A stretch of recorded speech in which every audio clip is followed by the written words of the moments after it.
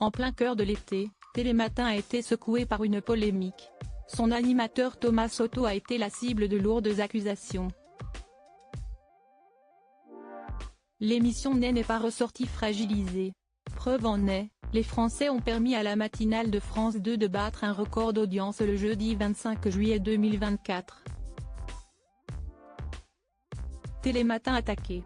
La première matinale de France a fait face à l'arrivée d'une nouvelle concurrence début janvier 2024. TF1 a entrepris de déstabiliser le leadership de France 2 en lançant Bonjour.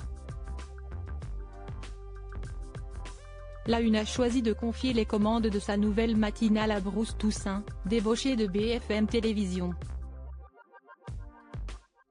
Celui-ci n'est jamais parvenu à inquiéter Télématin. Il faut dire qu'après des débuts prometteurs en présence de 512 000 téléspectateurs, 15,3% du public, le lundi 8 janvier, son émission, dont les équipes ont été remaniées, s'est durablement installée sous le cap symbolique des 10% de part d'audience. En cette période estivale, Bruce Toussaint a délaissé les commandes de Bonjour. Depuis le lundi 15 juillet, Christophe Beaugrand est chargé d'assurer le réveil des téléspectateurs de TF1. L'animateur, qui a mis fin à un mensonge de plus de 10 ans, s'est retrouvé en concurrence avec Émilie Tranès-Nguyen et Jean-Baptiste Marteau le jeudi 25 juillet. Télématin bat un record d'audience, Bonjour. Et TF1 loin derrière à la veille d'une spéciale Jeux Olympiques dont le plateau a pris l'eau en plein direct, le duo d'animateurs de Télématin a fait les belles heures de France 2. Il a permis à la chaîne publique de régner aisément au sommet des audiences. Mieux encore, il lui a offert un record en mobilisant la présence de 741 000 téléspectateurs, soit 28,5% de l'ensemble du public, selon des chiffres de Médiamétrie relayés par Pure Média.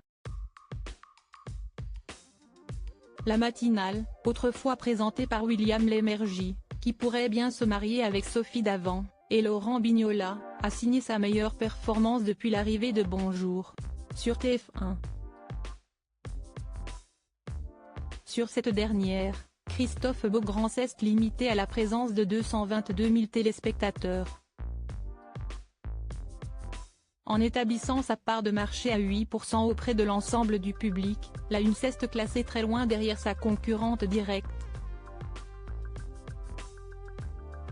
Ce record d'audience de Télématin intervient alors que l'émission s'est récemment retrouvée au cœur d'une polémique.